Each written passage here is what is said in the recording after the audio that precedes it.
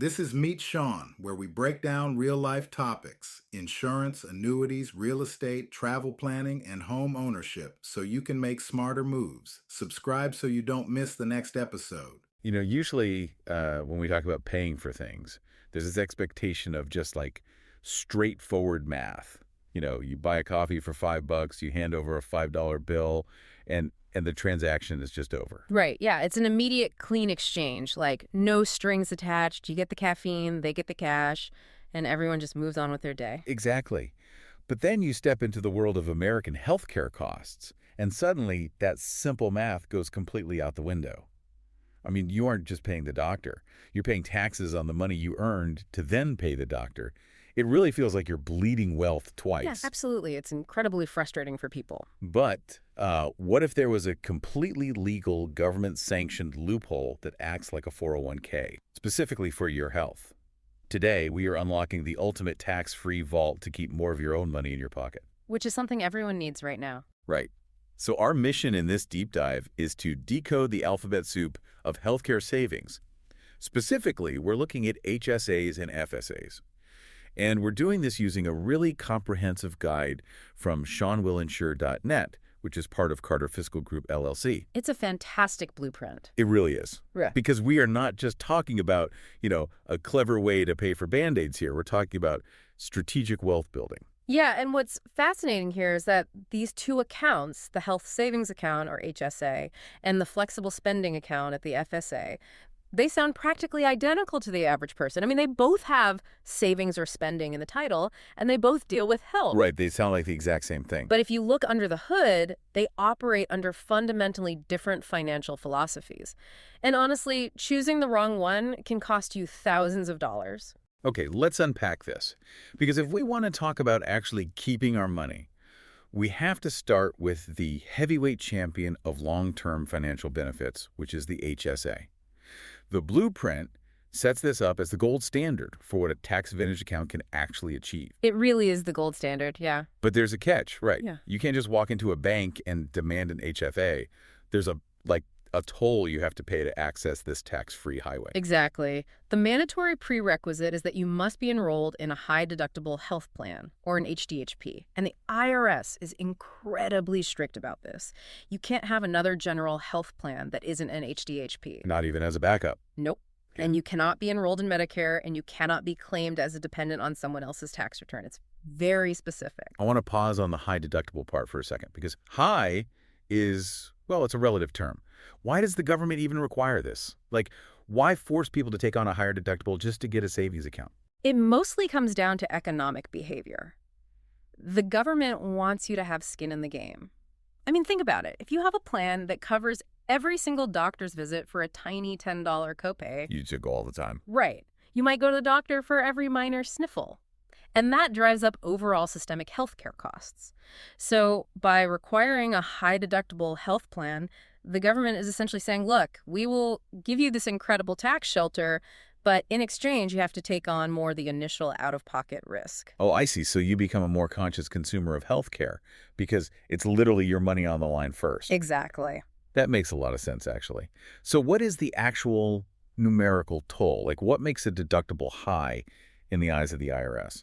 Well, based on the guide's numbers for 2023, the absolute minimum deductible to qualify is $1,500 for a single individual and $3,000 for a family. Wow. Okay, so you are paying the fully negotiated rate for your medical care until you hit those numbers. Yes. But the reward for taking on that risk is access to the HSA's core feature.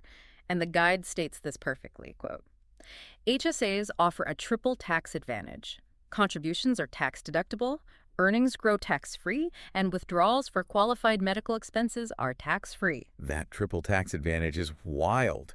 You avoid taxes when the money goes in, you avoid taxes on the growth while it just sits there, and you avoid taxes when it comes out for medical expenses. It's basically unheard of. Yeah, not even a Roth IRA does all three of those things. Yeah. And the contribution limits are pretty substantial, right? Very. For 2024, you can stash away up to $3,650 if you're single and up to $7,300 for families. Oh, and if you're 55 or older, you get an extra $1,000 catch-up contribution. That is a massive amount of capital you can shield from the IRS every single year. You just deduct it from your gross income, and lower your overall tax bill immediately. Exactly. Which is why calling it a health savings account almost feels like, I don't know, a marketing failure. Yeah. An HSA isn't just a checking account for your copays, it's a financial time capsule. Because there's absolutely no limit on rolling that money over from year to year. Right. None at all. It's essentially a healthcare 401k that you can tap into tax-free. That unlimited rollover is the absolute engine of the HSA.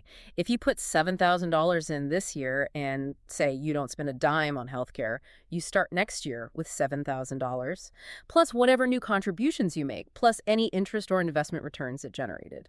But, so if the HSA is locked behind this high-deductible wall, what happens to the person who simply cannot afford a $3,000 out-of-pocket hit on January 1st? Yeah, that's a real concern. Like, say you have a chronic condition, or maybe you're expecting a baby. Taking on a high deductible could be financially devastating. Does the tax code just abandon you in that case? Not at all. And that is exactly where the flexible spending account, the FSA, comes into play. If the HSA is your long-term wealth builder, the FSA is your short-term safety net. Okay, got it. And unlike the HSA, which you can just open on your own, the FSA is strictly employer-sponsored, right? You set it up through your HR department, and they make pre-tax deductions straight from your paycheck. Precisely. You decide during open enrollment how much you want to set aside for the year, and that amount is sliced up and pulled from your paychecks before taxes are applied. So you immediately lower your taxable income. Which is always nice. Definitely. And what's interesting is that the blueprint categorizes 3 specific types of FSAs. It's not just one big bucket for, cough drops and Band-Aids. Right. There's the standard healthcare FSA, which covers your general medical costs, your doctor visits, prescriptions, surgeries. Then there's the limited purpose FSA, which is highly restricted to just vision and dental care. Yeah, which we'll come back to because that one is key. Oh, good to know. And finally, the dependent care FSA, which honestly feels like a hidden gem for working parents. The dependent care FSA is brilliant. I mean, childcare and adult daycare are astronomically expensive right now. This account allows you to use pre-tax dollars to pay for a nanny, a daycare center, or preschool so that you can actually go to work. It's like a massive subsidy for working families disguised as a healthcare adjacent account. It really is. Okay, but I have to push back on the core structure of the healthcare FSA here. The guide clearly states that FSAs generally have a use it or lose it policy, meaning you surrender your own unused funds back to your employer at the end of the year. Yes, that is the general rule. Wait, why would anyone willingly give their employer money that they might just lose? That sounds unnecessarily risky. Like, if I get wrong on my medical bills, my money just vanishes. If we connect this to the bigger picture, it is all about predictable risk versus immediate tax relief. You are absolutely right that guessing wrong hurts. But let's say you have type 1 diabetes, or you know your child needs braces this year, or maybe you're planning a knee replacement. Okay, so things you know for sure are happening. Exactly. Your medical bills aren't a guessing game in those scenarios. They are a mathematical certainty. In that situation, an FSA is a straightforward way to guarantee tax savings up front on money you were absolutely 100% going to spend anyway. Okay, so it is strictly for a predictable burn rate. You're just legally laundering your inevitable medical expenses through a tax-free filter. Exactly. You're just taking the tax discount on guaranteed spending. And to mitigate that terrifying use it or lose it cliff, employers do have options. They don't have to just take your money on December 31st. Oh, they don't? No. The IRS allows plans to offer a buffer. Your employer might allow a carryover of up to $550 into the next year. Or they might offer a grace period of up to 2.5 months into the new year to spend down your remaining balance. Oh, that makes it a lot less scary. It does, but you have to read your specific HR documents to know which safety net you actually have. Not every employer offers them. Right. Always read the fine print. So what does this all mean? We have these 2 accounts, and now we really need to pit them against each other to help you, the listener, figure out which one actually fits your specific life and career path. And the biggest battleground here, especially for our generation, seems to be portability. Portability is the massive differentiator. I mean, we live in an economy where people change jobs every few years. The guide highlights this critically. HSAs are owned by you, the individual. They are completely portable. So it's mine no matter what. Exactly. If you change jobs, if you get laid off, if you decide to take a sabbatical or retire, that money goes with you. It is attached to your Social Security number, not your employer's tax ID. Okay, so think of an HSA as your personal backpack. You pack it, you own it, and it goes wherever you go, on whatever trail you take. That is a perfect visualization. And by contrast, the FSA is tied to your employer. Right. So the FSA is more like a company locker. It's incredibly useful while you work in the building. You can store your pre-tax dollars in it, but you have to empty it completely the day you quit. If you don't empty it, you forfeit that money. There is a small exception, though. You mentioned COBRA earlier. Yeah, you hear that term thrown around a lot. Right. People throw that acronym around. But what it actually means is the Consolidated Omnibus Budget Reconciliation Act. It basically allows you to stay on your former employer's health plan for a limited time. If you elect COBRA, you can sometimes keep your FSA active. Okay, but there's a catch, I assume. A huge one. Here's the reality check. With COBRA, you are suddenly paying the entire health insurance premium yourself, plus an administrative fee. It is so outrageously expensive that it usually completely wipes out whatever small tax savings you had sitting in your FSA locker anyway. Yikes. So the decision matrix is pretty clear then. If you have high expected medical costs, chronic conditions, and you just need a simple way to lower taxes on immediate unavoidable bills, you lean toward the FSA and accept the locker. Exactly. But if you are generally healthy, can handle the high deductible toll, and want to build portable, long-term wealth, you take the backpack. You lean toward the HSA. You match the financial tool to your physical reality. But wait, we just forced a choice, HSA or FSA, backpack or locker. But the Carter Fiscal Group Blueprint actually introduces this amazing plot twist. If you're listening to this right now, you're probably thinking, wait, didn't you just tell me I can't have both? The loophole. Yes. The general IRS rule is that you cannot put money into both a standard HSA and a standard healthcare FSA in the exact same year. Doing so would mean you have secondary health coverage, which invalidates your high deductible health plan status. Here's where it gets really interesting. How do I legally double dip? Like, what are the exact steps to have both accounts working for me at the same time? Because if I can lower my taxable income twice, I need to know the playbook. Oh, it's a great playbook, but the guide outlines a very deliberate 4-step legal pathway. You cannot rush this. Step 1. You must verify your strict eligibility for the HSA by confirming you are enrolled only in that high deductible health plan. That is the baseline. Okay, step 1 is paying the toll on the highway. We are on the road. What's step 2? Step 2 is where the magic happens. You choose a limited purpose FSA to run alongside your HSA. Oh, the one we mentioned earlier. Exactly. Remember when we categorized the FSAs?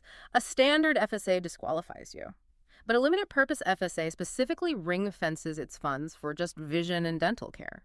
Because it doesn't pay for general medical expenses, the IRS does not consider it secondary health insurance. It leaves your medical deductible totally intact. That is absolutely brilliant.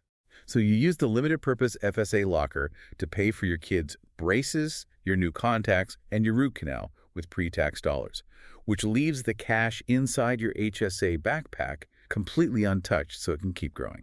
Exactly. You are insulating your long-term growth vehicle by spending from the short-term bucket. Which brings us to step 3. Understand the dual limits. Because they're tracked separately. Yes. The IRS tracks these two accounts independently. You have to know the annual contribution caps for the HSA and the FSA separately so you don't accidentally over-contribute to one and trigger an audit or a tax penalty. Got it. And step 4. Step 4 is ruthless expense planning. You literally have to map out your year with a spreadsheet. What goes to the eye doctor? What goes to the dentist? How much goes into the long-term savings? It requires active, intentional management to maximize both shelters without violating that use it or lose it rule on the FSE side. Which perfectly transitions us to the practical reality of how we actually use this money on, like, a random Tuesday at the pharmacy. Let's talk about spending. The blueprint states that both accounts cover qualified medical expenses, doctor visits, hospital stays, standard prescriptions. But I caught a really fascinating nuance from the text regarding over-the-counter, or OTC, medications. Oh, the OTC rules are a classic example of tax law lagging behind practical reality. Right, because the CARES Act recently relaxed a lot of the overarching rules. The main text explicitly says you can now use your HSA or FSA to buy things like pain relievers, allergy antihistamines, and first aid supplies without needing a doctor's prescription, which is incredibly convenient. It is, on the surface. But then you scroll down to the FAQ section of the very same guide, and it explicitly notes that the IRS still requires a doctor's prescription or a letter of medical necessity for some OTC items. That feels like a trap. It is absolutely a trap. The IRS maintains these complex categorizations for what they consider dual-use items. Dual use. Yeah. Like a bottle of ibuprofen is clearly medical, But what about a massage gun? Or specialized vitamins? Or an ergonomic desk chair? Oh, right. You could just want a nice chair. Exactly. You might be using them for back pain, but the IRS views them as general wellness items unless a doctor explicitly writes a letter saying, this patient requires this specific item to treat this specific medical condition. So how do you protect yourself from an audit then? Because if the IRS comes knocking 3 years from now, my credit card statement that just says CVS $45 isn't going to prove I bought allergy meds instead of, I don't know, a 6-pack of soda and some magazines. Right. A standard credit card receipt will fail an audit every single time. The guide gives the ultimate defense mechanism. Keep meticulous, itemized digital records. You have to save the receipt that shows the actual product name. That sounds exhausting to manage physically. It can be, but better yet, many HSA and FSA providers offer digital expense tracking apps right on your phone. You buy the pain reliever, you snap a photo of the itemized receipt in the app right there in the parking lot, and you are done. You immunize yourself against that IRS quirk forever. Oh, that's smart. Okay, so that's how we strategically spend the money on today's headaches. But let's look at the horizon. Let's talk about saving, supercharging, and the real reason the HSA is considered a wealth-building vehicle. This is where the HSA just totally transforms. Most people think of it as a stagnant savings account earning like 0.01% interest, but many HSA providers actually allow you to actively invest your accumulated funds once your cash balance reaches a certain threshold, usually around $1,000. Wait, invest like in the stock market? Yes. We are talking about taking your pre-tax healthcare dollars and investing them directly into mutual funds, index funds, and bonds. Wait, hold on. I need to do the math on this because this creates a massive psychological conflict for the listener. If I spend $100 out of my HSA on allergy meds today, that's $100 gone. Right. But if I leave that $100 invested in an S&P 500 index fund within my HSA, assuming an 8% average historical return over 30 years, that $100 turns into over $1,000, tax-free. The math checks out. So shouldn't I be absolutely terrified to spend my HSA money on a doctor's visit today? Because every time I swipe that HSA debit card, I am literally cannibalizing my own retirement wealth. It is the ultimate dilemma of opportunity cost. You have hit on the exact tension that financial advisors debate constantly. And it is a very real mathematical conflict. But the guide addresses this balance practically. What do they suggest? Well, there's a great quote in the text. Knowing what's covered can really help with healthcare costs. It's not just about the account, but how you use it. So the strategy isn't just mindless hoarding. No, the strategy is cash flow management. If you have the available cash in your regular post-tax checking account to pay for a minor doctor's visit or an over-the-counter pain reliever, do it. Pay out of pocket. And just don't touch the HSA. Right. Leave the HSA funds fully invested so the market can compound that money over decades. You treat the HSA not as a checking account, but as an impenetrable, tax-free fortress for massive future costs, specifically healthcare in your retirement years, which we know will be exorbitantly expensive. Okay, so you absorb the small hits today with cash to guarantee your financial survival tomorrow. But what if you don't have the cash flow? I mean, life happens. Then you use the HSA. That is exactly what it is there for. It prevents you from going into credit card debt over a medical emergency. A good rule of thumb is to keep your annual deductible amount in liquid cash within the HSA and invest every dollar above that threshold. That is a really solid rule of thumb. Okay, we have covered a staggering amount of ground here. Let's bring this all together so you can actually take action. If we had to distill this entire Carter Fiscal Group blueprint down, HSAs offer unlimited, portable, triple tax advantage growth. They're the ultimate long-term backpacks if you are generally healthy and can handle the toll of a high deductible. Beautifully summarized. And on the flip side, FSAs provide immediate pre-tax relief. They are your short-term locker for predictable near-term medical expenses, but you must actively manage that use-it-or-lose-it risk. And do not forget the loophole. If you meticulously plan your expenses with a limited-purpose FSA, you can actually run both accounts simultaneously and double your tax shelters. The holy grail of healthcare saving. Exactly. The biggest practical takeaway here is to remove human error. Automate this whole process. Set up a monthly payroll deduction so the money moves before you even see it, and religiously use those digital tracking tools for your receipts. And as the blueprint notes, these aren't just minor administrative choices. These decisions drastically alter your lifelong tax burden and your retirement savings. If you want personalized advice to prepare your life, because doing this wrong leaves real money on the table, they offer a direct line to a professional. Oh, that's incredibly helpful. Yeah, you can email them at prez@meetscion.net to figure out how to navigate your specific variables. Definitely worth reaching out. You do not want to guess when the IRS is involved. Absolutely not. This raises an important question, though. When we look at the mechanics of the HSA, the fact that it is uniquely designed by the tax code to be the ultimate compounding retirement vehicle. Yeah. What happens to the broader healthcare system when healthy, financially savvy individuals actually realize this? What do you mean? Well, if every $100 spent at the doctor is accurately viewed as a loss of $1,000 in future retirement wealth, does the ultimate financial hack actually incentivize us to avoid the doctor? Right. If you feel a minor ache or pain and you know paying for that scan means cannibalizing your tax-free compound interest, you might just ignore the pain. We might be perfectly optimizing our financial health, but at what cost to our physical health? Is the system inadvertently rewarding us for delaying care? That is a heavy thought. You start this journey just trying to solve the simple math of paying less in taxes, trying to navigate the labyrinth so you don't lose twice to the IRS. Yeah. And you end up staring at a spreadsheet, having to weigh the compounding interest of the stock market against the reality of your own physical well-being. It's a real paradox. Talk about a complex transaction, something for you to definitely mull over the next time you're asked to select your benefits during open enrollment. Thanks for joining us on this deep dive. We will catch you next time. That's it for today's Meet Sean. If this helped, follow the show and share this episode with one person who needs it. See you next time.